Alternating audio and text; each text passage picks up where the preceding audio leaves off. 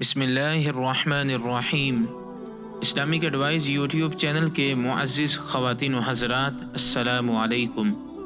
آج کی اس ویڈیو میں مفلس کے متعلق بیان کیا جائے گا، جو کہ حدیث صحیح مسلم کے اندر موجود ہے۔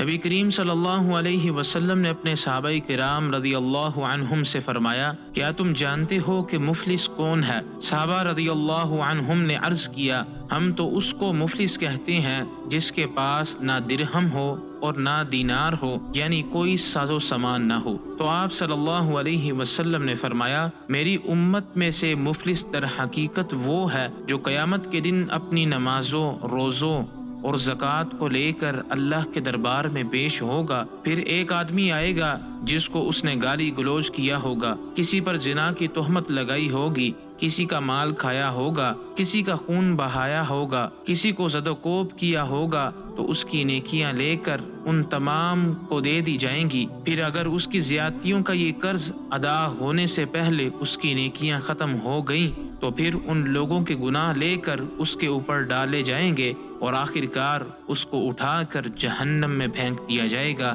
اللہ تعالیٰ سے دعا ہے کہ اللہ تعالیٰ ہمیں مفلس ہونے سے بچائے، آمین۔ والسلام علیکم ورحمۃ اللہ وبرکاتہ۔